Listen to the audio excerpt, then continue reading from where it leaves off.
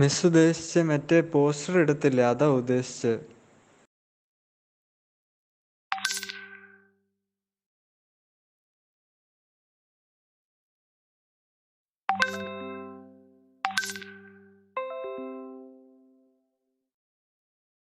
Miss ഉദ്ദേശിച്ച് മറ്റേ poster എടുത്തില്ലേ, അതാ ഉദ്ദേശിച്ച്.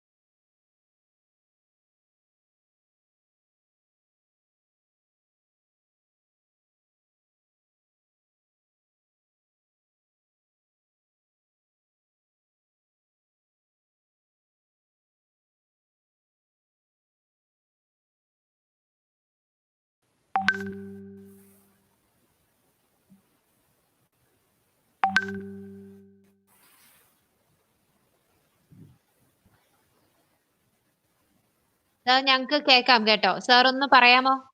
Could you say something, sir? Sir, audible അല്ല. Sir പറയുന്ന audible അല്ല. ഞങ്ങക്ക് കേക്കാൻ പറ്റുന്നില്ല.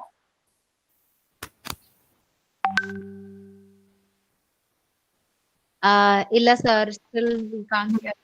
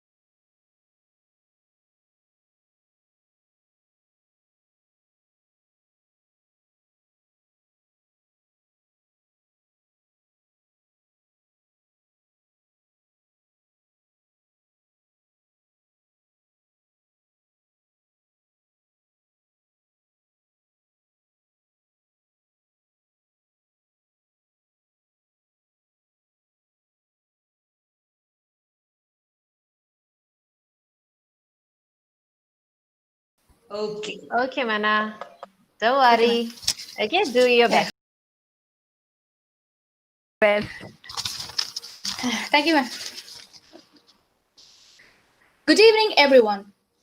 On behalf of the Psychology Department, Kristu College of Management and Technology, Changanacherry. I welcome you all warmly to this evening's webinar. The topic for the day is behavioral addictions and management strategies. We should be very thankful to our Almighty God for giving us this opportunity to organize a webinar despite the present COVID-19 pandemic. Even during this crucial and threatening situation, we experienced His protection and providence for the last couple of months. Be confident, for I'm sure this dark phase will definitely pass away. Let's hope for a safe and bright 2021. I kindly request all the participants to mute their mic to avoid any disturbances. And you may please post your questions in the comment box. Our speaker will respond to all the questions after the session. And you'll also find a link of the feedback form. Please fill in the form to make sure you receive your e-certificate. Kristu College has taken Lighted for Life as its motto. As a CMI educational institution, the college regards education as an integral part of the formation of the human person for the fulfillment of individual and social responsibilities. Department of Psychology of Kristu College strives to become a center of excellence for professional education, where aspiring students are transmitted into professionals who can deal with emotional, psychological, and psychosocial disturbances in the society and contribute their best to the society. So let's start the session officially. I cordially invite Dr. Angel Thomas, clinical psychologist and also the head of Psychology Department, Kristu College, for the welcome speech. Over to you, ma'am.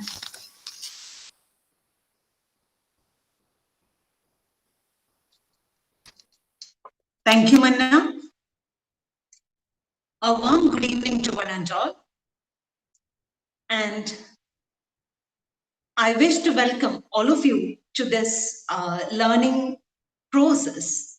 And Kristu College, the psychology department was established in 2014 with 18 students, in its first batch. From the last year onwards, we have 2 batches. That is, we got one more additional batch. And we are in a way of expansion. And the strength of students raised to 63 from the 18. And a lot of curricular as well as co-curricular activities are included in our day-to-day academic activities. Psychology is a field that deals with behavior and mental processes. Most of the departments in these days are organizing a lot of activities, academic activities, to commemorate the Mental Health Day. As part of the Mental Health Day observation, we are also organizing a couple of activities, and one among this activity is this webinar. 2020, as we all know, the mental health is highly relevant in this scenario, especially in the time of this pandemic. And our theme for Mental Health Day observation is mental health for hope. So a lot of mental health issues are coming up. And in these days, a lot of behavioral addictions are also, we clinical psychologists are seeing a lot of behavioral addiction cases also in this time. So I thought this is a good time to focus on younger generation, especially in this pandemic time. Therefore, we selected this topic, behavioral addiction and management strategies, as the topic of today's webinar. I will welcome Father Joshi Chirangri CMI, Principal, Kristu College of Management and Technology, an able administrator, efficient teacher, and has been our support system. I welcome Father in his absence. Next, I would like to welcome our star of the day, our resource person, Mr. Luxy K.A., a resource person, the resource person of today's webinar. He is a clinical psychologist specialized in the area of neuroscience-based cognitive behavioral therapy. He is currently practicing at Al Sharma's Medical and Diagnostic Center, Sharjah. He studied, his post-graduation is from Jyoti Niketan College, and his MPhil in clinical psychology is from Sri Ramchandra Institute of Medical Science and Research Center, Chennai. He conducts a lot of workshops on a regular basis for students, adolescents, and couples. He is currently working on his PhD in cognitive neuroscience. We are indeed grateful to have a figure of such a vitality in our minds. Sir, I extend a hearty welcome to you.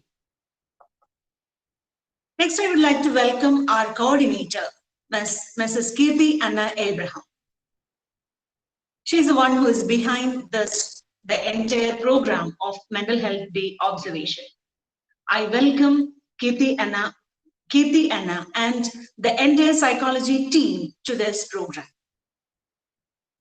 I also wish to welcome all the teachers of psychology department and also the teaching head of the departments of different departments of Kristu Jyoti College and the teaching fraternity of KCMT and the students group to this program.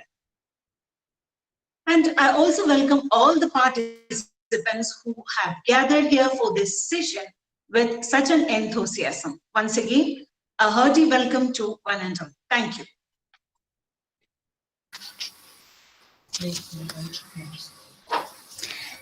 Thank you, ma'am. Now we will be moving on to the most awaited and important part of the webinar. With great pleasure and respect, I introduced our renowned resource person, Mr. Luxy KL. He is a clinical psychologist specialized in neuroscience-based cognitive behavior therapy. He attained his post-graduation degree in clinical psychology from the University of Calicut, Kerala in 2008, and his MPhil degree in clinical psychology from Sri Ramachandra Medical College, Tamil Nadu in 2011. He regularly conducts workshops for students, adolescents, youth, and couples. It's a great honor for all of us to have Mr. Luxy KL as our main speaker. So I wholeheartedly invite you, sir, for the greatly awaited webinar.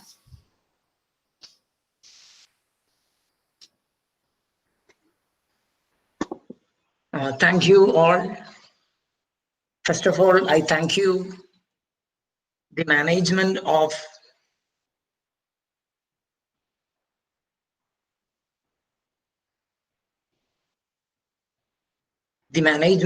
Kristu Jyoti College of Management and Technology, the principal,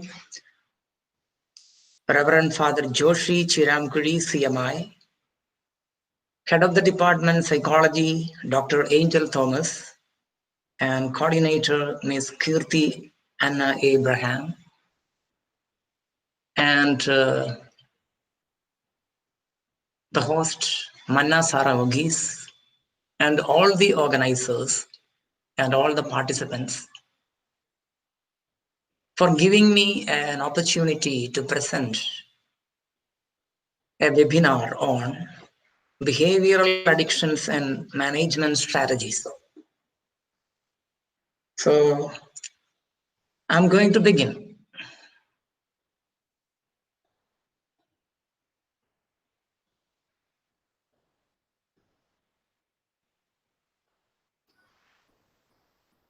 Hello, sir. Can you see my slides? Yes, sir, we can say it. Yeah. It's good, sir. So I can start. Okay, sir. I am audible and visible. If there are any communication problem or any other issues, please let me know. Okay, sir. Thank you. Are behavioral addictions matter? Yes. Behavioral addictions are a great and grave matter. I will explain. Before going to the details, I would like to start with aims and objectives. The first aim is to define and know the status of other addictions. To understand addictions as the consequences of biopsychosocial processes, rather than from an addictive personality perspective. To serve the function of destigmatizing individuals who are suffering from substance-related and behavioral addiction. To pave the way for successful recovery processes. And to treat the misuse of digital device. The learning outcomes of the present webinar is behavioral addiction is similar to chemical addiction. We are all familiar with chemical addictions. It can be alcohol, cannabinoids, and many other chemicals, drugs.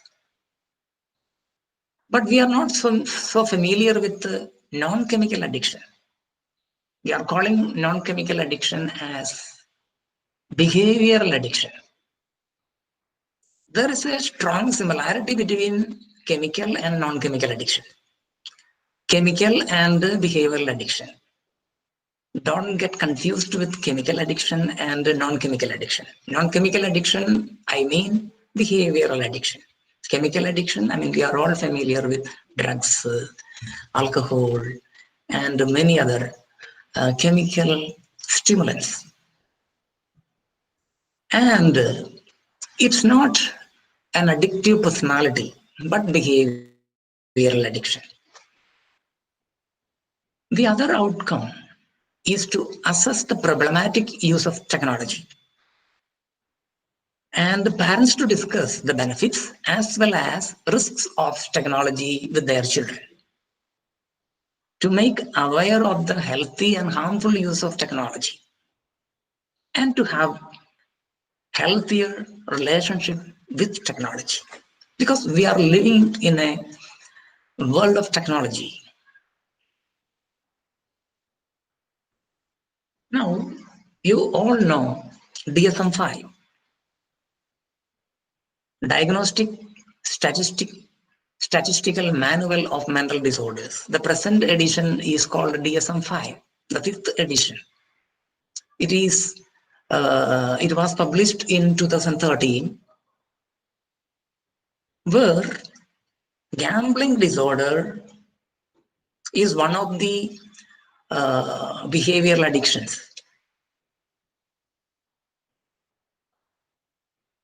which was moved from its category, impulse control disorders, to substance-related and addictive disorders. In the 4th edition of DSM, gambling disorder was in the category of impulse control disorders. It was only an impulse control. Now, DSM-5, the 5th edition, categorized gambling disorder and all the other behavioral addictions into substance-related and addictive disorders. So, DSM-5 opened doors to all kinds of behavioral addictions into the category of substance addiction and addictive disorders. Now let us look at ICD-11. ICD-11. It is going to be published by World Health Organization. Hopefully it will be released in the month of January, not 2021, but 2022. But they have already submitted for the adoption and approval of member states. Now it is, highly debated. Initially, the working group of ICD-11 had recommended that a grouping of impulse control disorders be retained in ICD-11.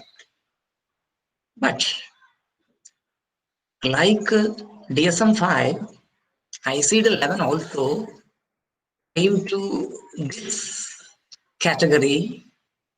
They call it disorders due to substance use or addictive behaviors. Again, in ICD-10, we have seen pathological gambling. It was under the category of habit and impulse control disorders. Now it is moved to the category of disorders due to substance use or addictive behaviors. In other words, both DSM-5 and ICD-11 are considering behavioral addiction similar to substance use disorders. That's why I would like to introduce a component model of addiction. In any addiction, whether it is chemical addiction or non-chemical addiction, we can see all these 6 components: salience, mood modification, tolerance, withdrawal symptoms, conflict, relapse. Let us go into details. What is salience? Salience refers to how important the behavior becomes to the individual. Here, for the time being, let us discuss about addictive behaviors. Addictive behaviors becomes the most important activity for a person, so that even when they are not doing it, they are thinking about it. You can see children, they are going to school. Nowadays, there are no schools, online classes.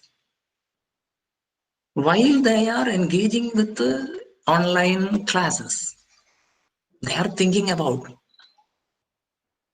their smartphone or other addictive behaviors. When this class will be finished, when I can get my smartphone. See, salience is something called a behavior or an activity or an addictive behaviors which are favorite to the person, favorite to the individual. There is a chance for reverse salience. Suppose a smoker is traveling in a plane. The journey, 24 hours journey, the smoker is not able to smoke inside the flight. So smoking would be the single most important thing in his life and would totally dominate his thoughts and behavior. This is called reverse salience. When an addictive activity or a behavior are prevented, this reverse salience can occur. This is happening not only with chemical addiction, but also with non-chemical addiction. That can be smartphone addiction, that can be porn addiction, that can be exercise addiction, Facebook addiction, YouTube, Instagram, Snapchat, etc. Now, mood modification. See, why we are all, engaging with or immersed in addictive behavior, we are getting some sort of mood. It's reported like a rush, a buzz, or a high when they are taking their drugs or when they are gambling. See, here I compare with the gambling. Gambling disorder is a behavioral addiction. A lot of researches are, done in the area of gambling. When a gambler is doing gambling, he gets a kind of mood. It can be a high mood. A person's drug or activity of choice can have the capacity to achieve different modifying effects at different times. The same thing you can get or we can get from any drugs also. Now the third thing, tolerance. Tolerance refers to the increasing amount of activity that is required to achieve the same effect. For example, a heroin addict needs to increase the size of their fix to get the type of feeling they got one from much smaller doses. Initially 3 peg is enough. And after a while, it is increased to 4 peg, 5 peg, 10 peg. Likewise, you can see the similar kind of behavior features in the case of behavioral addiction also. Gambler increases the size of the bet to experience a mood modifying effect that was initially obtained by much a smaller bet. So it may involve spending longer and longer periods of gambling. See, initially, an adolescent may use smartphone for 1 hour. The next day, he may need more time with the smartphone or video games or similar kinds of addiction. So tolerance level is increased and increased. The same thing we can see in alcohol dependence. So a lot of similarity we can see in the case of chemical addictions and non-chemical addiction. Withdrawal symptoms. We are also aware of withdrawal symptoms. Suppose an alcoholic decided to stop drinking. He or she may have different kinds of withdrawal symptoms. It can be sleep disturbances, anger outburst, shivering of hands, shakes, moodiness, irritability. They are commonly believed to be a response to the removal of a chemical to which the person has developed a tolerance. However, these effects can also be experienced by gamblers or any other behavioral addictions. So the effects might be due to withdrawal from the behavior as well as the substance. Suppose if you stop your son or daughter to engage with TV time or screen time, she may get irritated, she may get into angry. And if you control aggressively, what will happen? They may get into a lot of anxiety, a lot of depression. These are all withdrawal symptoms. Now, the fifth item is called conflict. People with addictive behaviors can develop conflicts with people around them and often causing great social misery.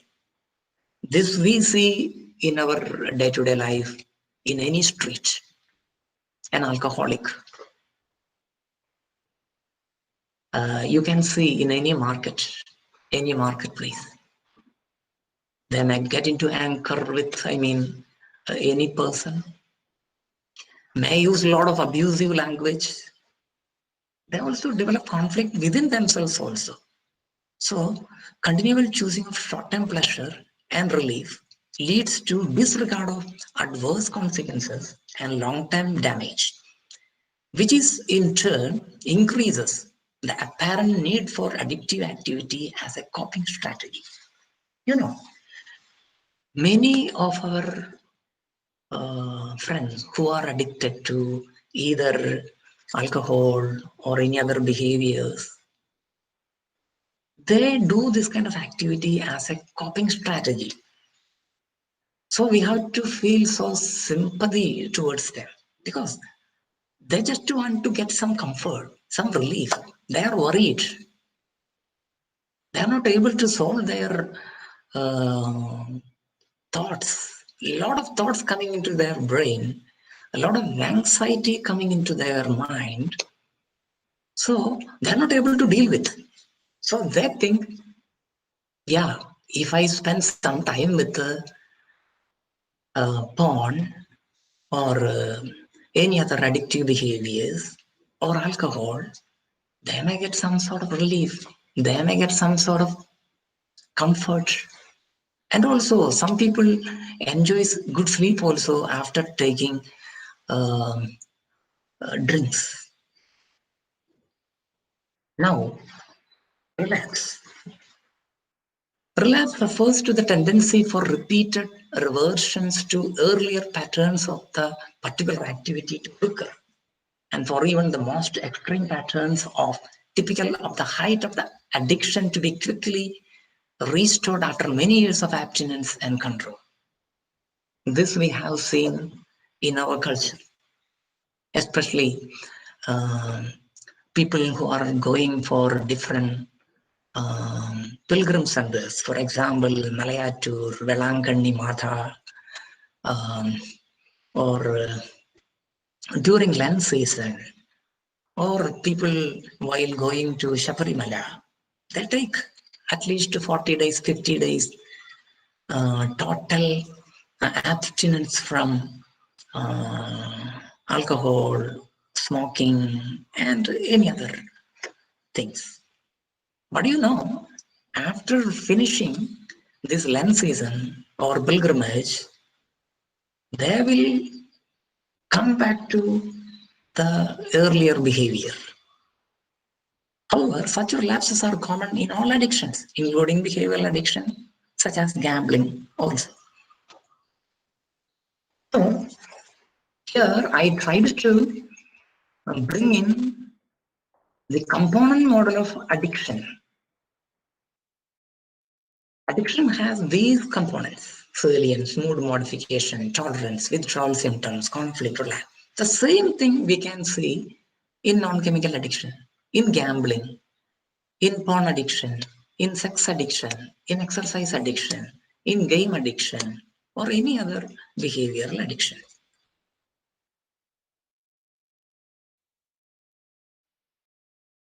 Now, I just want to speak something related to addictive personality.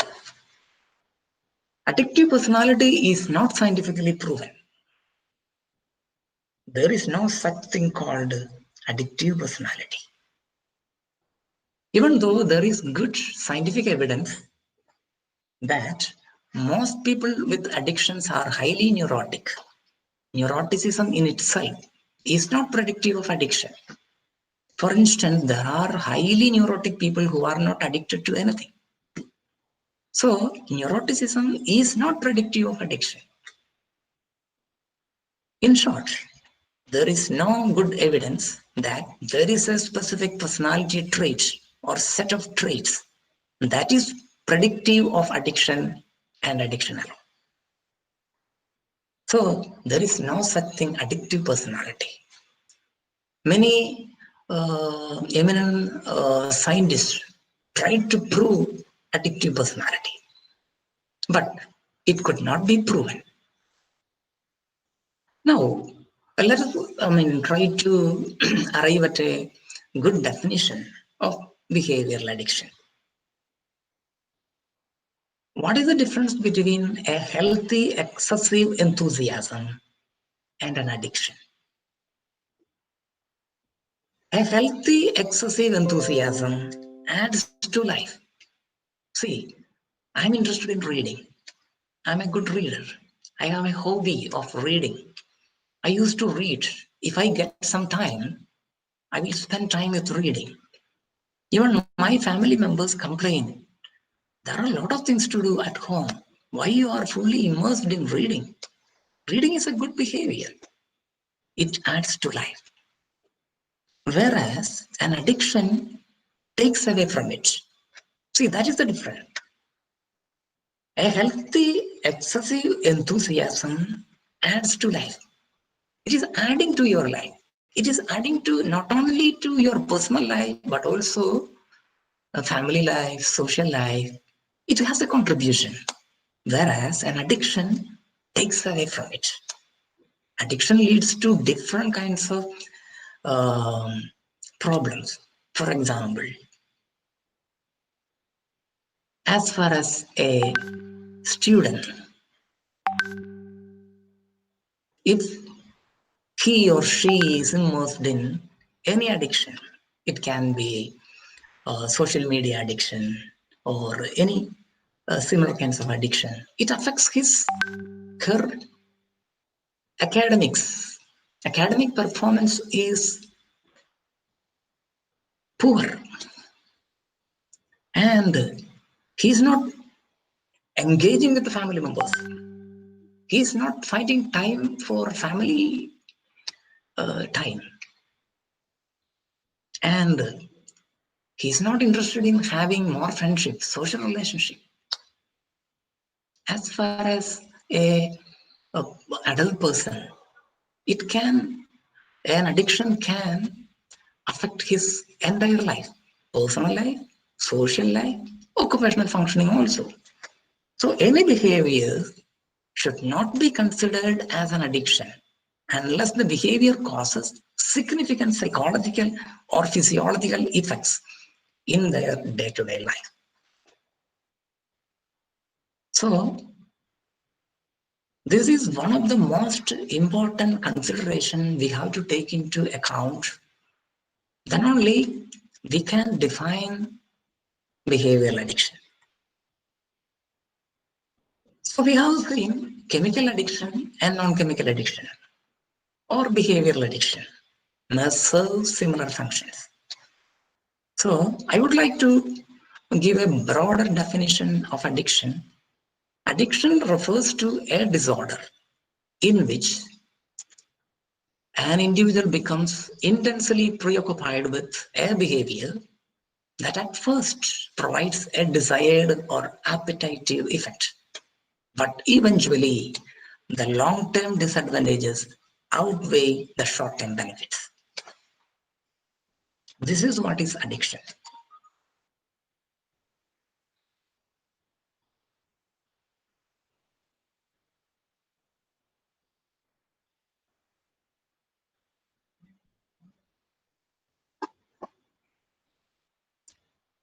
Now, features of addiction.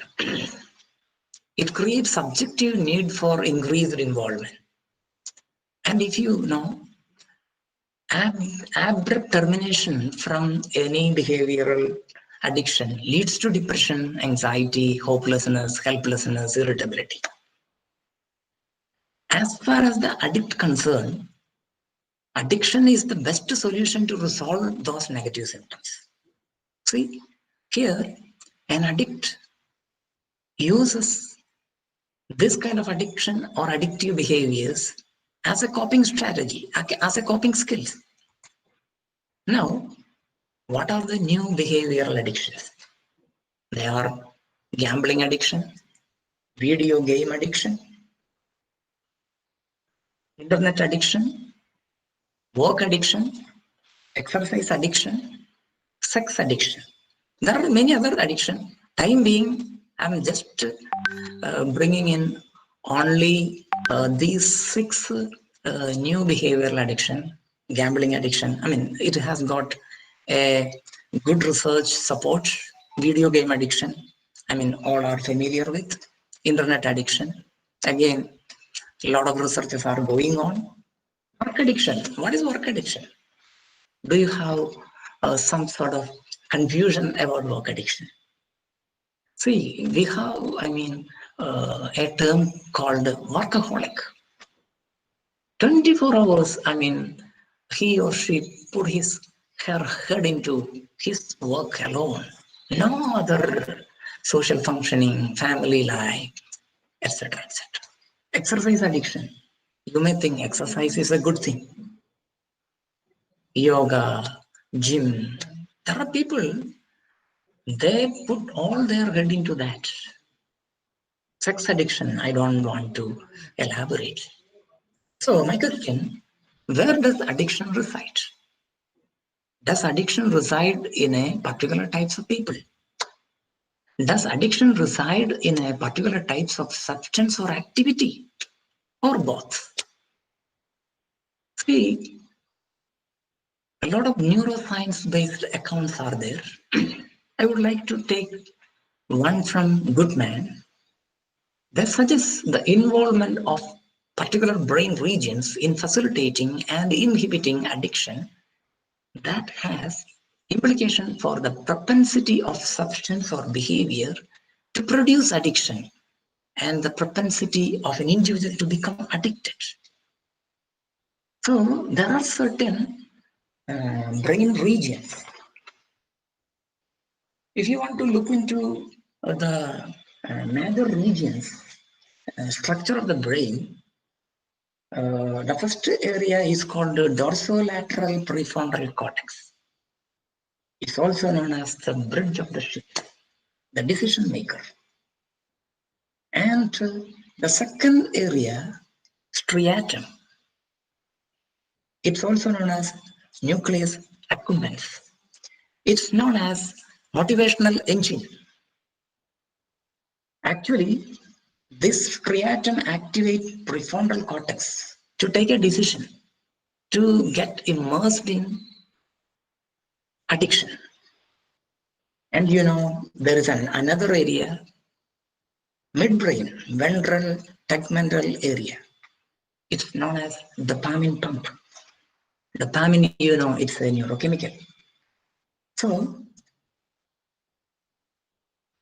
there are a lot of triggers in our, surroundings, in our environment. Suppose a gentleman happened to see a bar or a club. Yeah, the brain perceives it as a trigger.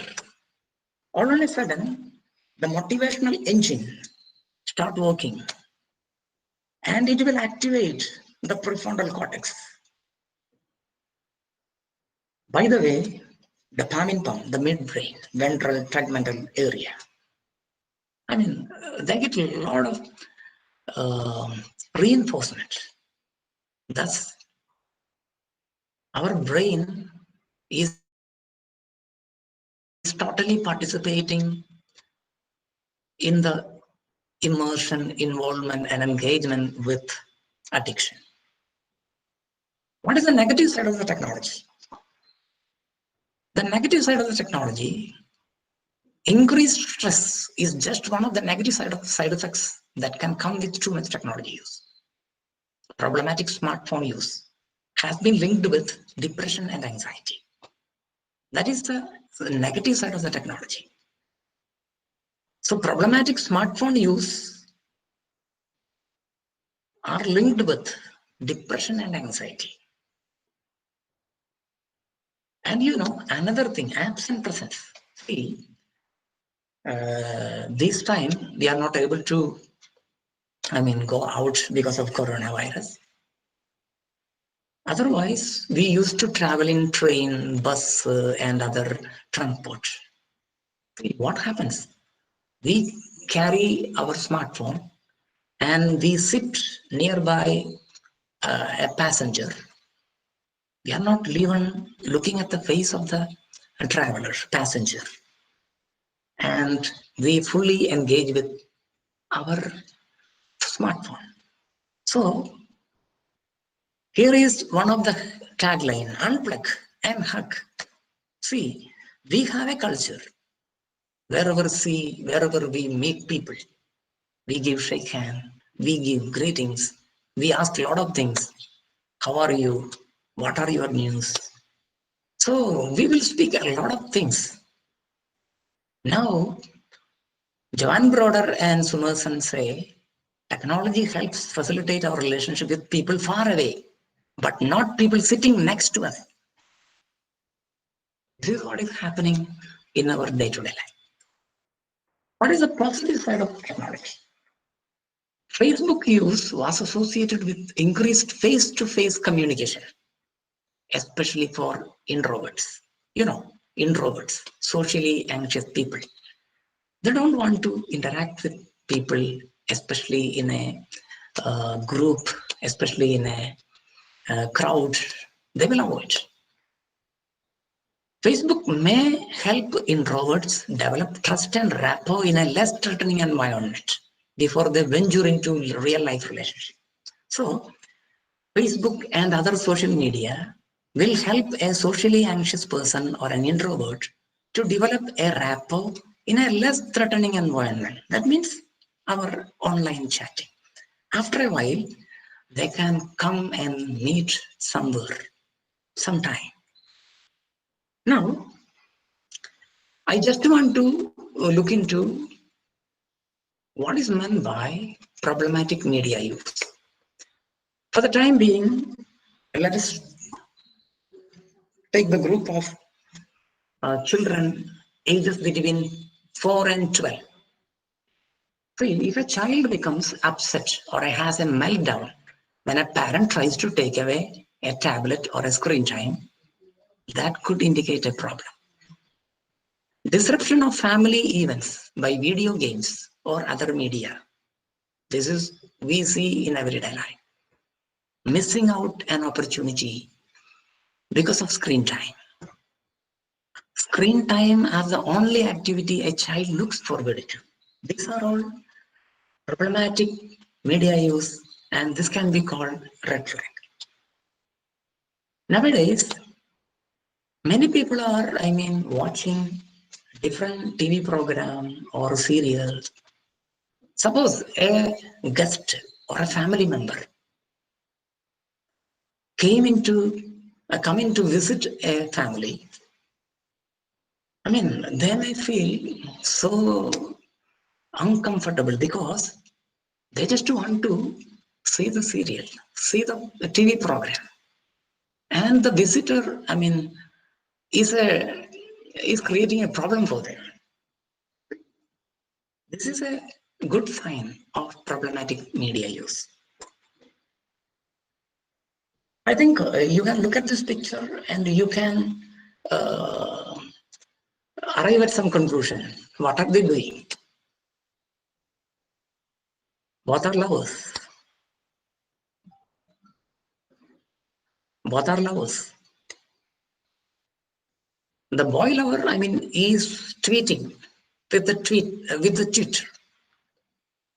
And the girl lover, is looking at a real bird, which is tweeting. Here, we would say unplug and hug.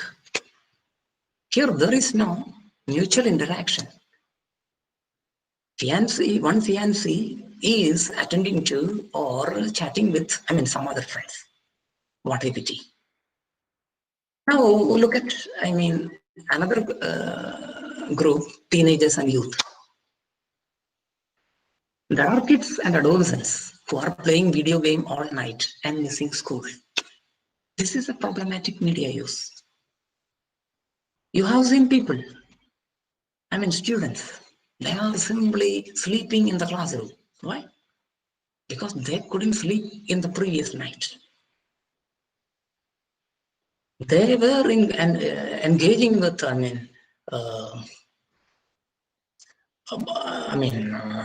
different kinds of chatting or online meeting, something like that. Adolescents who are viewing a lot of porn and being exposed to violent porn. I have a lot of examples to include, but now I am crossing 45 minutes. So I'm just going a bit faster. So here discernment is a virtue. adult person should reflect on what they hope to get out of social media, whether it is new friends, deeper connections, or networking, or what. Patience to use social media to enhance offline friendships, not replace them. See, we may get a lot of virtual friends or online friends.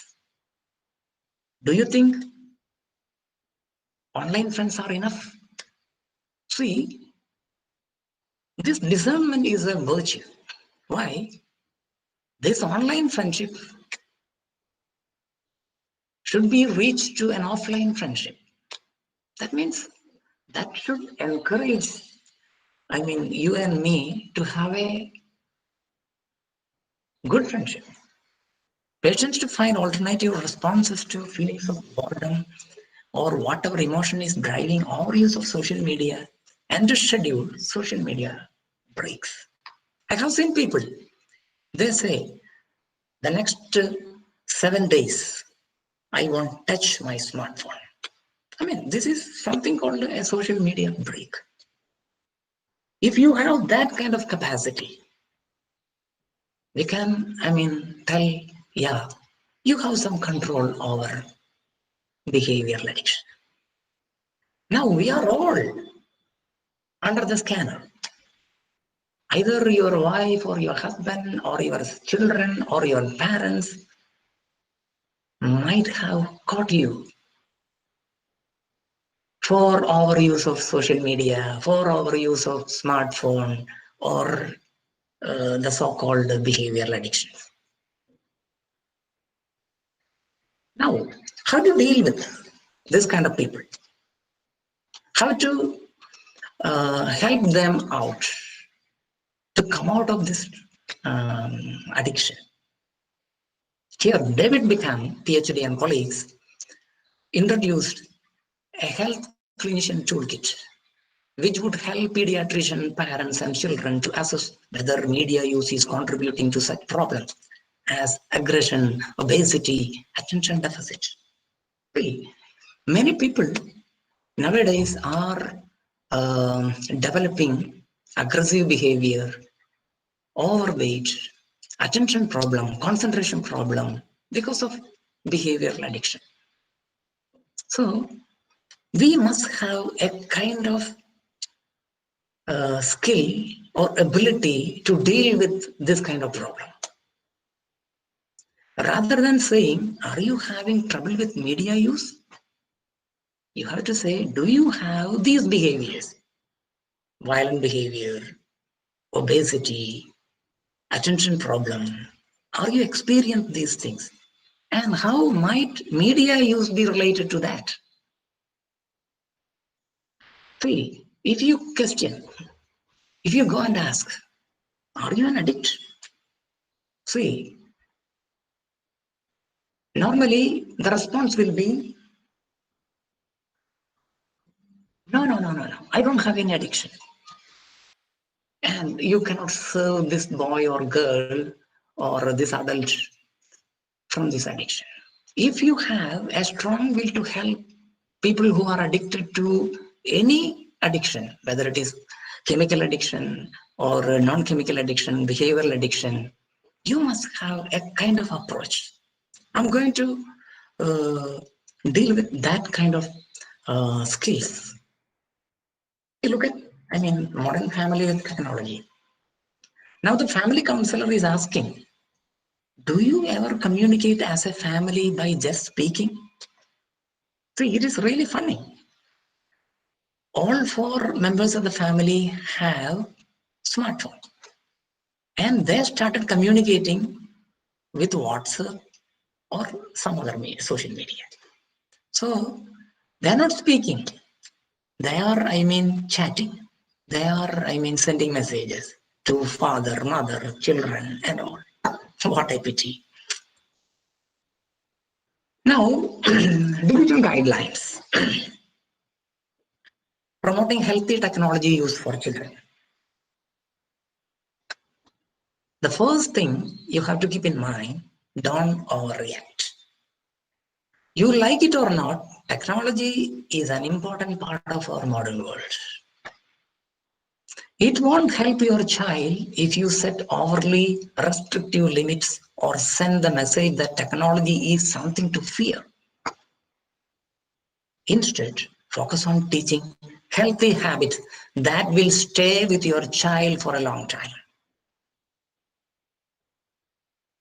You know, we people are interested in guiding, directive counseling, how to do the right thing. I mean, this is not going to help. That approach is not going to help. Teach kids about technology from a young age. Don't try to frighten them. Technology is something to be looked upon as negative. No, but discuss the importance of respecting privacy and protecting personal information in age-appropriate ways.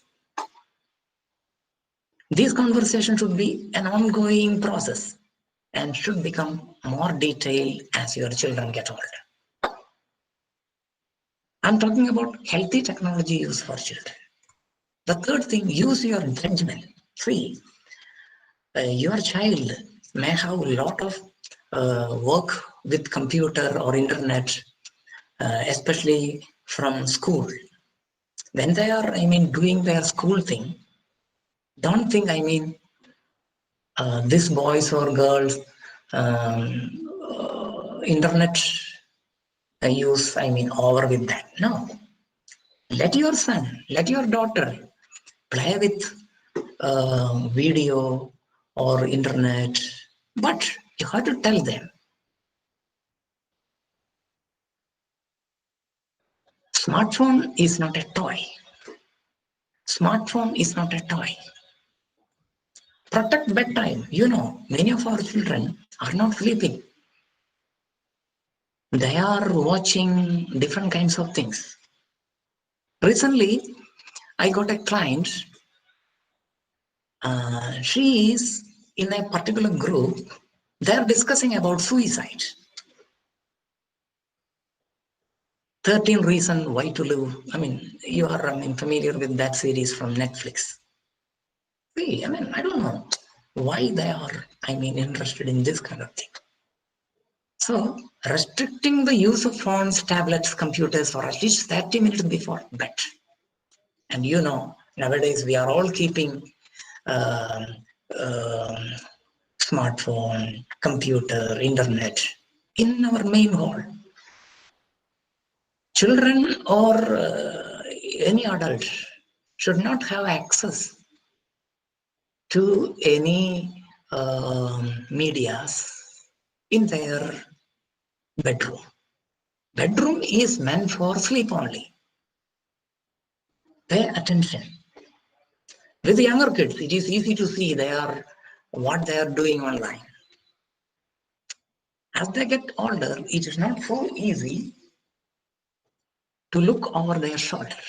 So have open, honest discussion about what sites and type of content are off limits.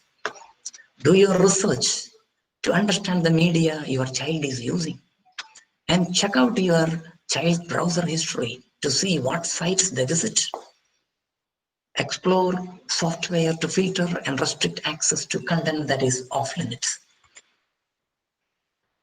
Now, the most important thing, teach good online behavior. Now, you know, cyberbullying is taking place all over the world. They use abusive language and, filthy, dirty language in our online chatting. You have to teach, and you must be a person to respect, and being respectful in your digital interaction. Encourage them to come to you if they witness cyberbullying or other troubling information online. Discuss digital decision making. You know, explain why they should not download unfamiliar program. Click on suspicious links. Share personal information on unknown apps or websites. Also, teach your children not to respond to unsolicited message from a stranger. and to tell you if they get there. Foster real life relationship. This is one of the most important things. I have got a client recently. He is socially anxious person, by nature. So he has a lot of online friends, and he thinks that is enough. But digital friendships aren't a replacement for real friendship. Help your child to develop social skills and nurture his or her real life relationships. Now, the last thing, learn more. We are not masters of technology. We have to know very many things about technology. So be up to date. See, a modern family without technology, there is mutual interaction, there is a real relationship, and there is no presence of smartphone or something else. Now, what are the behavioral interventions we can apply in the case of children, adolescents, adults who are having behavioral disorders, who are having sex addiction, porn addiction, exercise addiction, Facebook addiction, and video game addiction, etc., etc. We have different behavioral interventions. One is called cognitive behavior therapy. We can take some of the best techniques we use in our behavior therapy. Now, the most important thing is called motivation enhancement therapy. Now, the last thing, family intervention. Now, just completed the first segment of the presentation. And now I know I'm going to cover 1 hour. So I don't think I can go like this. So now I'm just giving a summary and conclusion. If you allow me, I will go for the management part. So the summary of the first segment, there is no addictive personality, but behavioral addictions are proved and established. Chemical addiction and non-chemical addiction serve similar functions in the context of component model of addiction. Hope you remember salience, conflict, mood modification, tolerance, withdrawal symptoms, relapse, etc. Problematic smartphone use has been linked with depression and anxiety. This is very, very important consequence of behavioral addiction. Don't think you stop Wi-Fi in your home, things will be all right. No, it is not going to be solved. Those children or those people who are addicted to different kinds of behavioral addiction, they may develop depression and anxiety. Mental health professionals are spearheading efforts to help wean people of technology. So we have a particular kind of approach and skill system to deal with behavioral addiction. We should not apply any traditional method. Now, the last point, a family approach to reducing screen time is the key. With this, I conclude the first segment. Now, I think let us open. I don't know. I have the time to present the second part of the presentation. Now I took already 1 hour. Now host or coordinator can give me a guideline. What should I do? I should listen to the questions. Sir, you can start with the second session, sir. You have 30 minutes for it. You can start with the second how much time I can take? 30 minutes, sir. Thank you. Till 7:30. Yes, sir. Fine. Thank you so much. You're welcome, sir.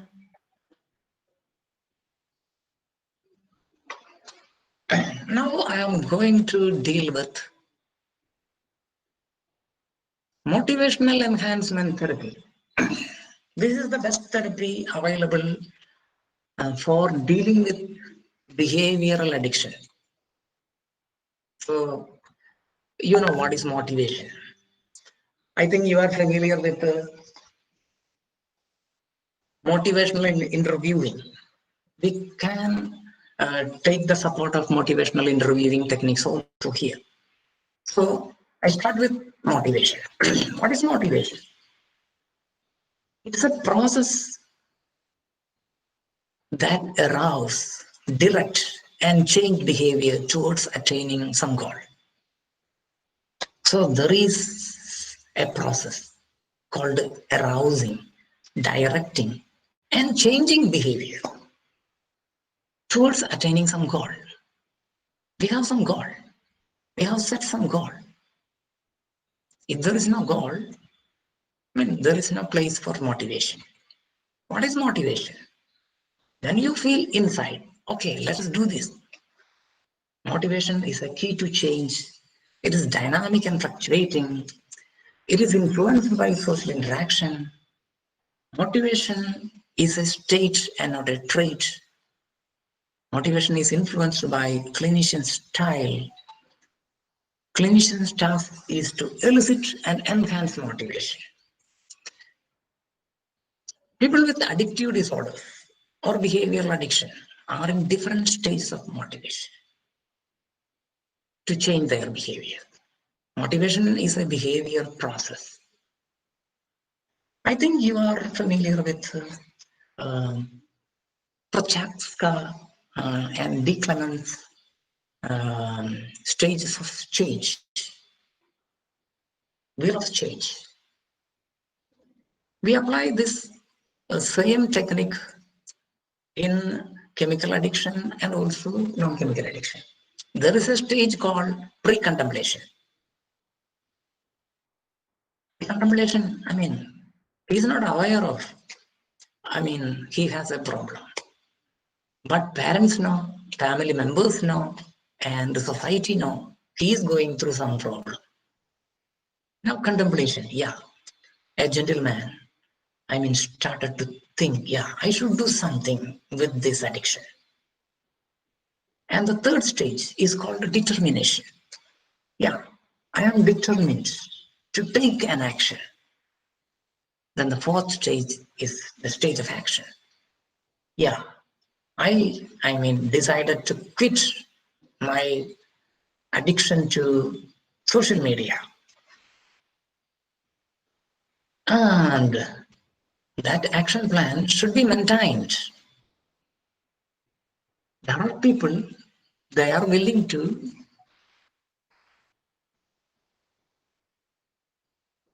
get out of this particular issue. I would like to introduce a client who came to me, I think, 1 year ago.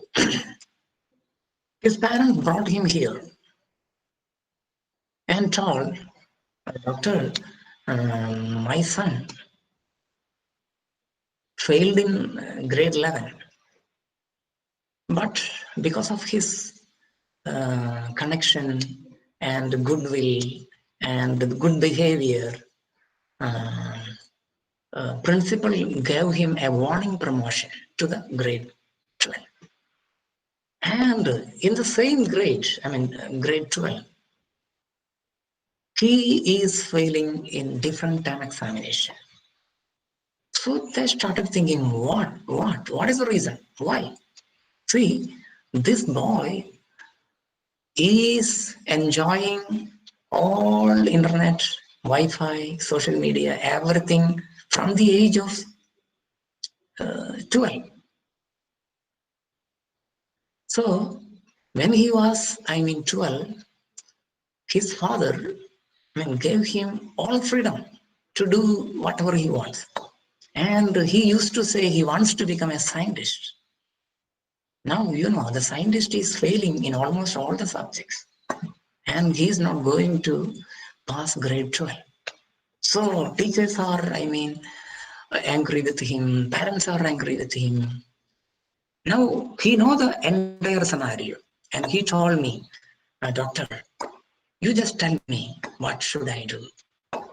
I just helped him to take some decisions by himself. I didn't, guide him, I directed him like a traditional psychologist. Rather, I tried some sort of motivational interviewing technique. And he told he will prepare a timetable, and he will limit the use of technology, screen time, everything to a particular hour. Fantastic. And he told me his bedroom, will not hold any sort of social media, internet and so on. And he, the same day he moved all internet and other accessories to the main hall. Now parents are happy, everything is going well. After 1 week, he relapsed. He got into a lot of anger, a lot of problem, a lot of family issues, started attacking father. Mother started crying. What is happening in my home? They called me. They came back to me. See, there was a determination to quit, this habit. He has a proper action plan. And he could maintain this action plan just for 1 week, after which he relapsed. So he is not able to maintain. So what, his father did, he canceled the connection, Wi-Fi connection, phone connection. Oh my God, the consequence was, very bad. He became so angry, so violent at home. He has a lot of things to do. Why you, terminated the Etisalat connection? And it became a big problem. And father decided to stay away from home because, he's not able to withstand the stress that is going through, that he's going through, the family going through. So you must know the stages of behavior change. Pre-contemplation, contemplation, preparation, action, maintenance.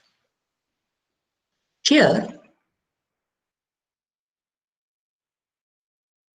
I would like to say something about motivational interviewing. Motivational interviewing is essentially a conversation about change. Capacity for change lies in the client. Therapists work on client's commitment to change. This is the approach we have to develop as a psychologist, as a counselor, as a therapist. See, first of all, you should know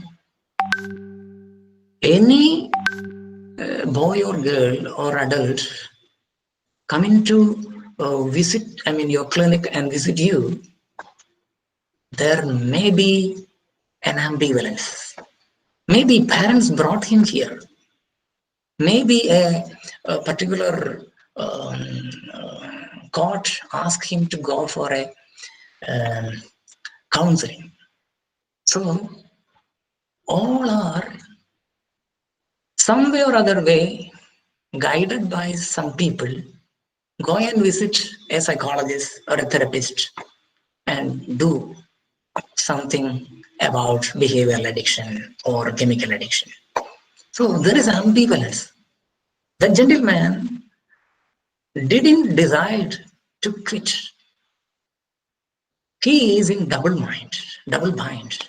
It's a state of having mixed feelings or contradictory ideas about something or someone. You should know that. But don't be worried about ambivalence. Don't comment about ambivalence. Ambivalence is a normal thing. This is part of the process of change. Ambivalence is simultaneously wanting and not wanting something, or wanting both of two incompatible things.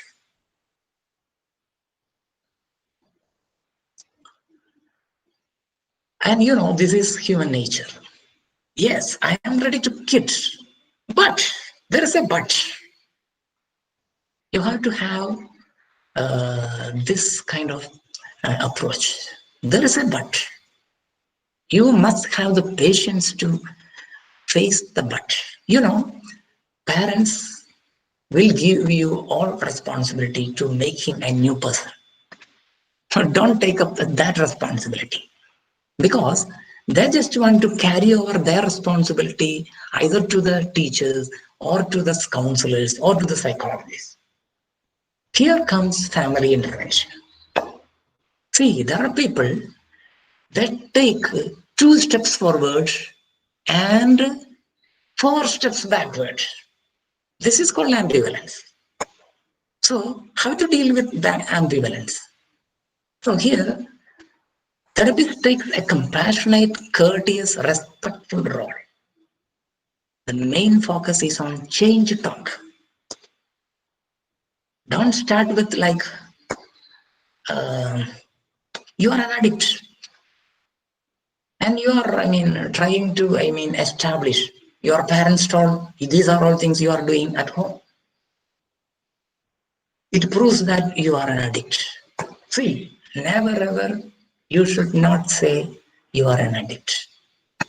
If you say you are an addict, with that session, everything is over. He will not turn out next time. So, focus on a change talk. Be free. Be not loaded with the expectation of parents. Many of our psychologists are loaded with parents' expectation, parents' worries, parents' problem. See, you need not take up. You have to listen to and try to engage in a change talk, and try to avoid writing reflex. What is writing reflex? This is something came from motivational interviewing. See, you want to make things right. Don't do, especially when an addict come into your clinic. You have no responsibility to make him a good person. Start with some change talk. There are 5 motivational principles of motivational interviewing. It's called DIAS. Develop discrepancy. Avoid argumentation. Roll with resistance. Express empathy. Support self-efficacy. How to develop discrepancy? See, when a client comes into your clinic or room, ask the boy or a girl, actually, what do you want to be in your future life? What are you trying for? What are you trying to achieve in your life? So he or she may say, yeah, I want to become a doctor or an engineer or something else. Now ask, where are you now? Yeah, now total failures in the term exam. And where you want to be? Yeah, he or she has to pass all the exam and clear 10th, 12th, and other degrees. That's enough. No need to touch upon smartphone or similar kinds of addiction. Again, it can also be in terms of roles, values, and goals. See, you are the head of the family. See, before marriage, what was your intention? Just try to develop a discrepancy, a difference between where you are now and where you want to be. See, before marriage, this couple had a lot of things to achieve, a lot of goals to achieve. Ask, where are you right now? Yeah, no house, no bank balance, work is going on and going on, debts. So now where are you? And where you want to be? So you didn't achieve your goal. See, all our behavioral addictions will block a lot of developments in life and evoke a lot of tragedies in life. So it is the role of the therapist to bring awareness to these areas. So this is called develop a discrepancy. Do not directly go and talk, my dear son. If you engage, all of your time with smartphone or Instagram or Snapchat, the result will be like that. See, you are talking like a priest. You are talking like a nun. You are talking like a guru or a pujari, or you are talking like an imam. They don't want something called a religious indoctrination. Rather, produce some sort of change talk by developing a discrepancy between where you are now and where you want to be. It is as simple as that. Where you can bring in the roles, values, and goals. Now, the second thing, here I give an example. I think if I explain example, I don't think I can finish in the right time. So I just skip it, okay? Now the second thing, avoid argumentation. See, this is one of the most important thing you have to learn. See, confrontation is not going to help you in your psychological therapies. See, getting into a trap or a power struggle, no need. Here you are not, arguing like an advocate. So try to walk along with the client. Avoid arguments. Just try to understand and validate and acknowledge the feelings, the worries, the tensions your client is going through. Now the next thing, express empathy. You know what is empathy? Understanding another person's thoughts, feelings, and condition from their point of view, not from your point of view, not from parents' point of view, not from somebody else's point of view. You remember Carl Rogers. He is the one elaborated about empathy. So try to imagine yourself in their place in order to understand what they are feeling and experiencing. Support self-efficacy. See, this is one of the most important thing. Self-efficacy is defined as one's belief in one's ability to succeed in specific situations or accomplish a task. See, you have to, help your client or your patient to improve his self-efficacy. One's sense of self-efficacy plays a major role in how one approaches goals, tasks, and challenges.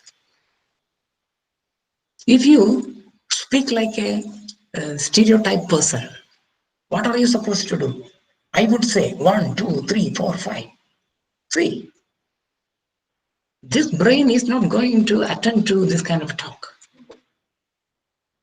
So you have to learn to support self-efficacy, one's belief in one's ability. See, it is not you, the therapist, do something about.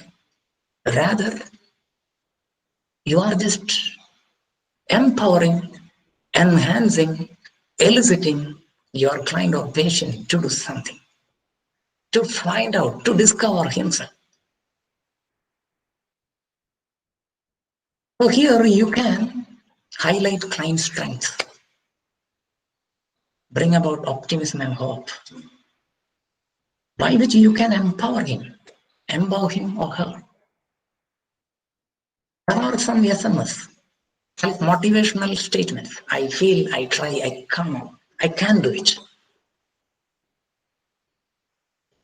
I am more confident this time, doctor. I enjoy going to work, and that is one of the reasons I want to abstain.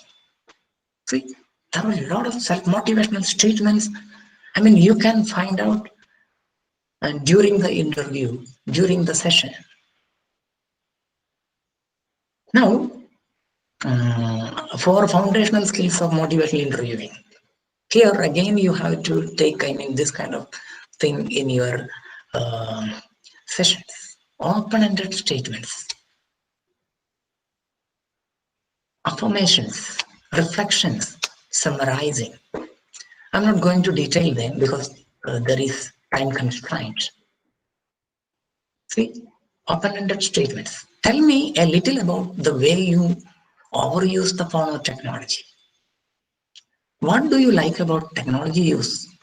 What's positive about that for you? What is the other side? What are your worries about excessive usage? See, here, there is no negative questioning.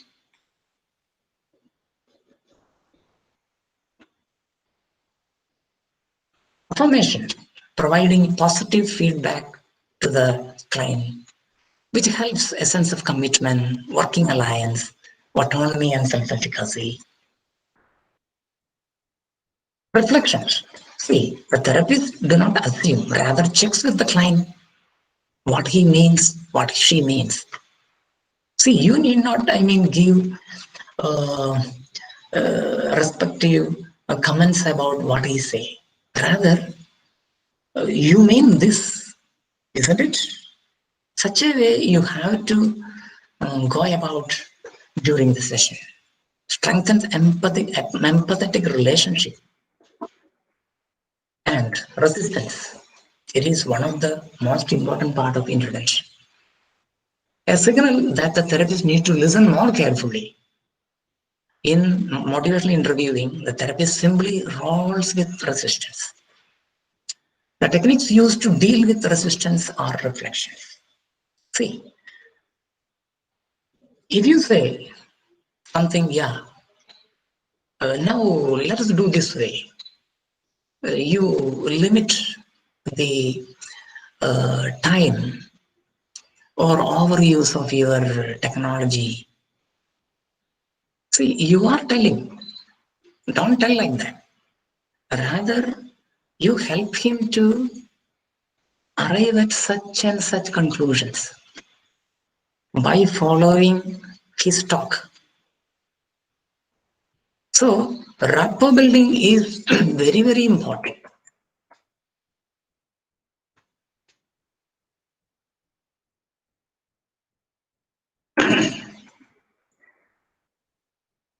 Find out reasons that brought you here. Why you came here? You just ask an open-ended question. Always appreciate them for entering into a treatment program. Be positive. See, in 1 or 2 sessions, you can't do anything. Just try to listen to, just validate, acknowledge his feelings, his worries, his problems. Find out factors associated with their technology use and last episode. Explore events that precipitated entry into treatment. Then there is a scale called readiness to change, a scale of 10 points. Identify personal motivational statements. Build commitment to change. Okay, my dear friends. You have to give a free choice. The choice always belongs to the client. Here, around 6-7 ways are here. Don't tell you go to this way or that way. Let him, let her decide. Freedom of choice and responsibility with that choice lies in oneself. There is one more thing to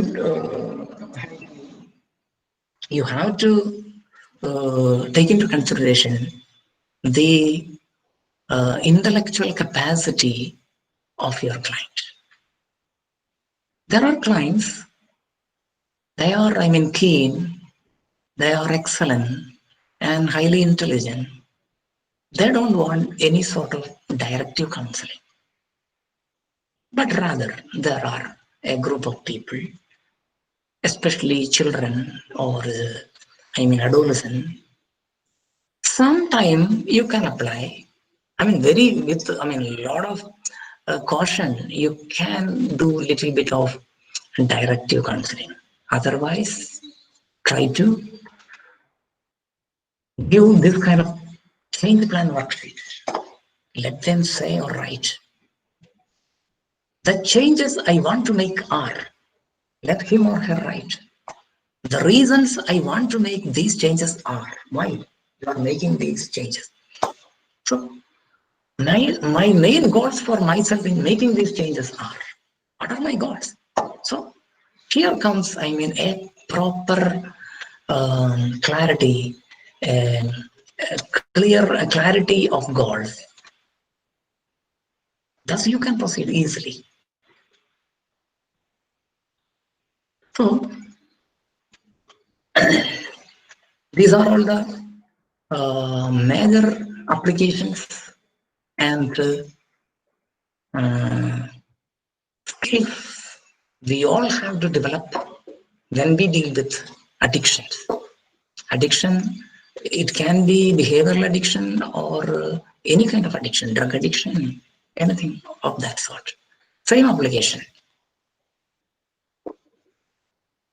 It should not be like a teaching, rather a change talk. Focus on the change talk, for which you can use many worksheets, many simple technology, guided discovery, Socratic questioning, etc. Okay, with this I conclude my presentation. Now I welcome questions. We can have an interactive session. Now the time is 7:30.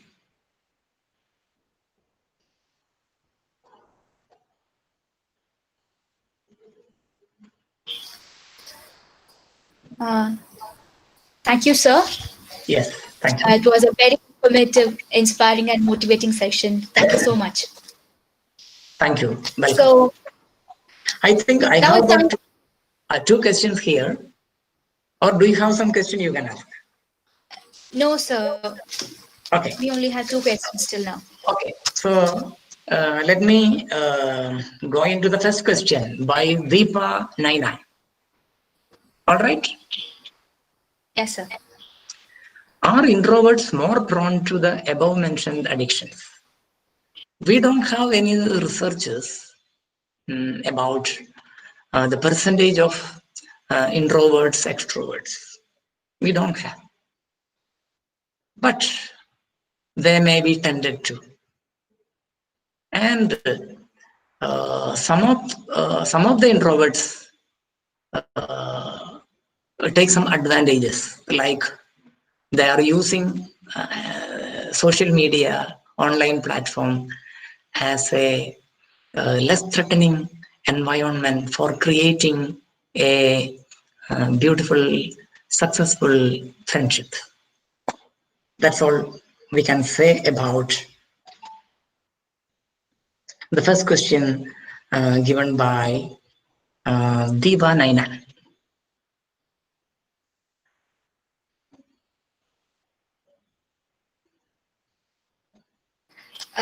Excuse me, sir.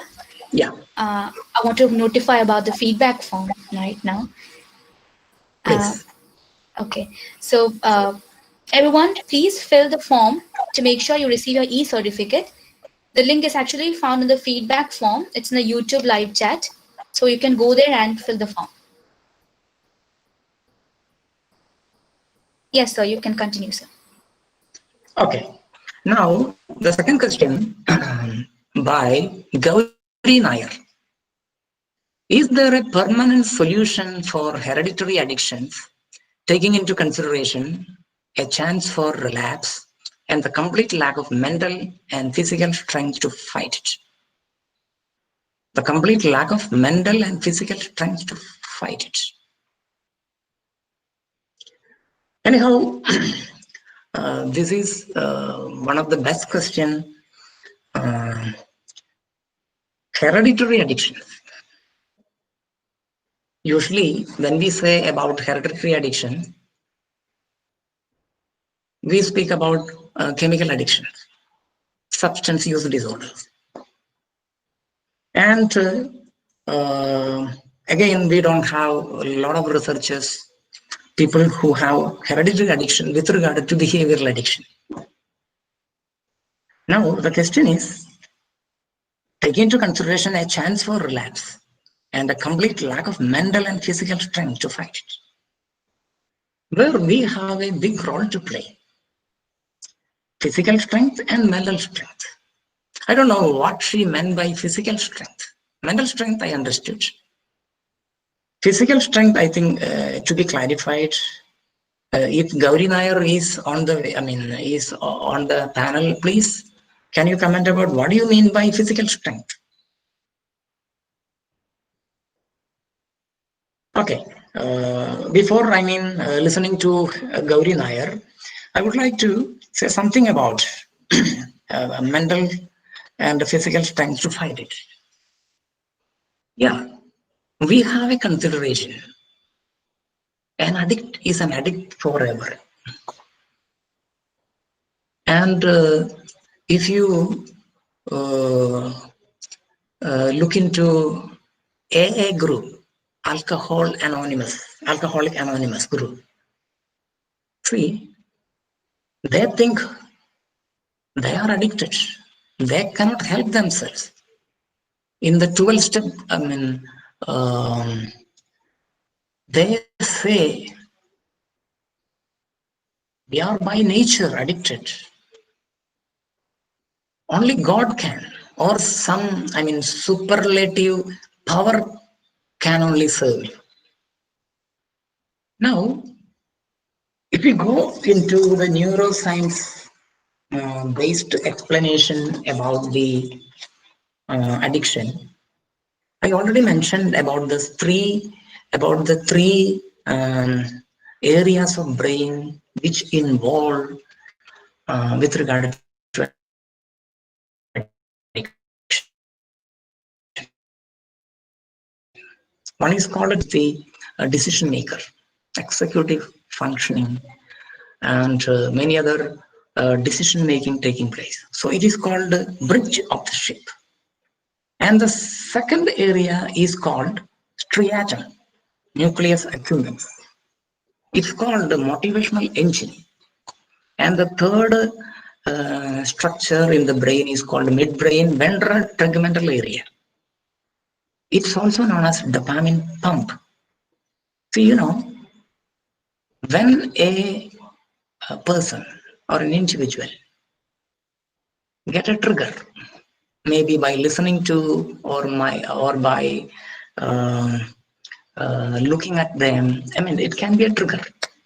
All on a sudden, this particular trigger is sensed by the occipital region of the brain and the striatum, the nucleus accumbens,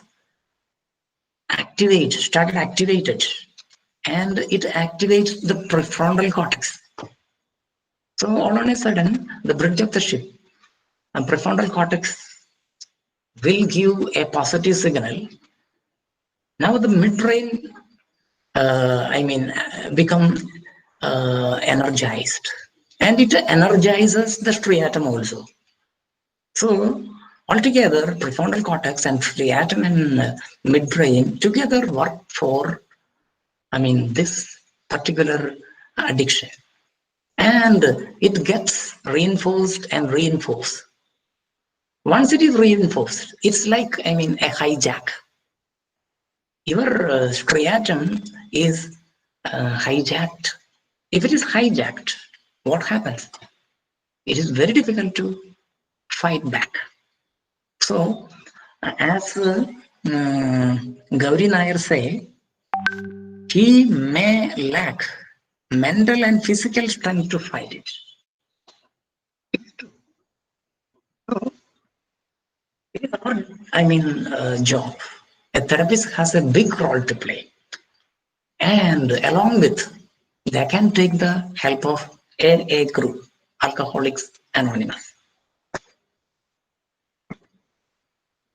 Okay, Gauri Nair, gave some comments about physical strength as in general fatigue, physical condition as a result of addiction. Okay, hope that I answered, Gauri's questions. Now, Daya B, please, some notes on psychopaths. Anyhow, I didn't deal with, psychopath here.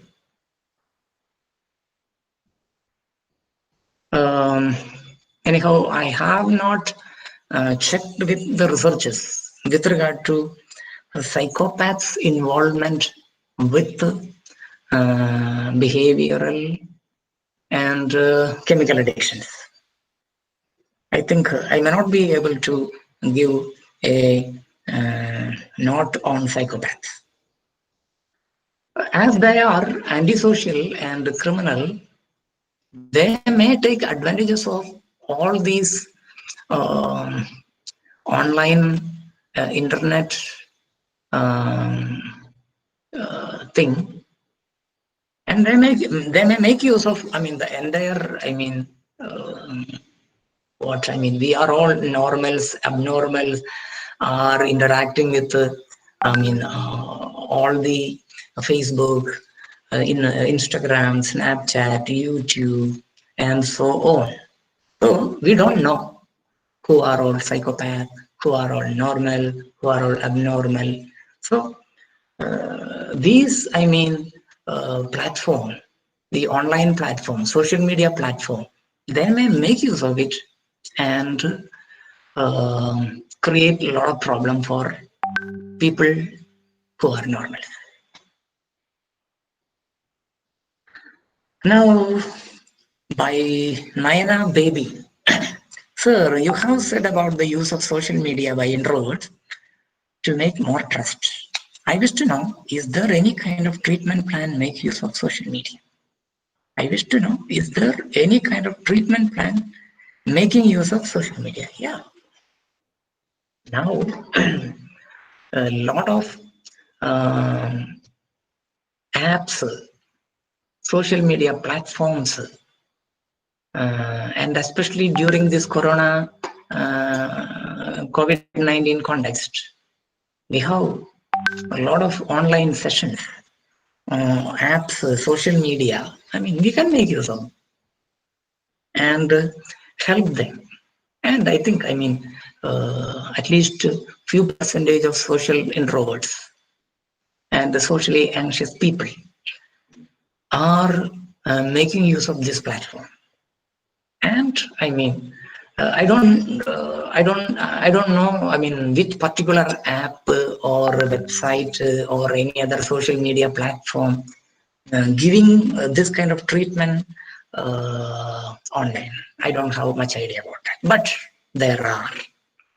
If you want, I will search and get back to you, Naina Baby.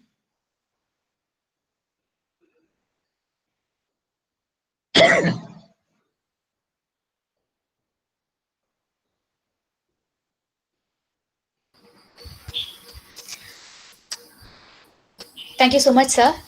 Yes, welcome. Yeah, so that's the end of question and answer session. Okay, our webinar is almost coming to an end. Let's thank everyone who helped us in organizing this webinar. Now I invite Ms. Lakshmi Pillai, second year psychology student, to deliver the vote of thanks.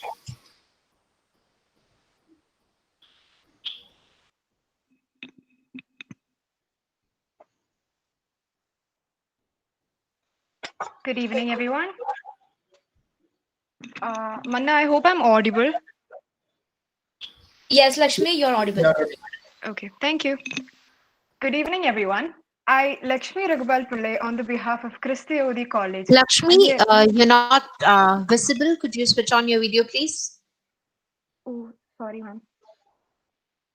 Ma'am, am I visible right now? No, No, Lakshmi, Lakshmi. you're still not visible. Oh, no. Just a second, ma'am.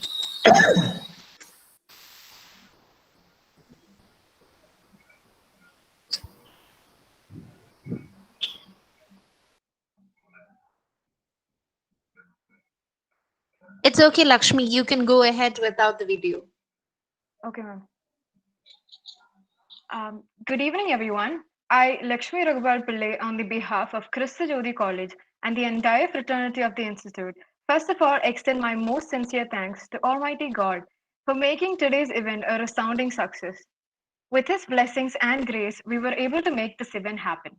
Next, I'd like to thank respected Principal Reverend Father Joshi Chirankuri CMI for being the catalyst that stimulated us to do our best. I would like to thank our HOD, Dr. Angel Thomas, for guiding us and supporting us throughout the execution of this event. Thank you, ma'am. On the behalf of our college, I extend a hearty vote of thanks to our speaker, Mr. Luxy KL, who spared time from his busiest schedules to give us this productive section. This was truly a highly beneficial experience for us, and we got to learn a lot about addictions today, sir. Thank you. Next, I would like to thank our coordinator, Ms. Kirti Anna Abraham, who stood as our pillar of strength from the very beginning.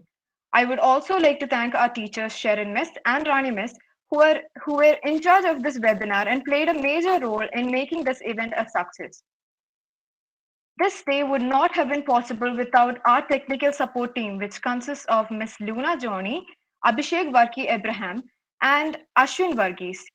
A special thank you to Ashwas Jacob Gigi from the technical team for managing our live streaming. I would also like to thank Abhishek for designing our brochure and Sultana for designing our certificates. Next, I'd like to take a moment to thank Tinu Miss, who was the person behind the success of our online inter-college psychology quiz competition, which was conducted on 13th October 2020. I would also like to thank Minu Miss, who was in charge of our essay writing competition, and Saji Miss for actively supporting us throughout this event. And finally, I would like to thank Manna for doing such an amazing job at anchoring today's event. Last but not the least, thank you to all the participants for your energy and active participation. Thank you, everyone, and have a great day.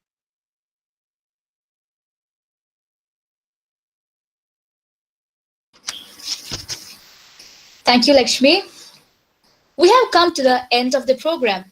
On behalf of the Psychology Department, Kristu College, I thank each and every participant for your hearty cooperation throughout the webinar. Today's webinar was undoubtedly very educative and enlightening. And once again, thank you everyone and good night.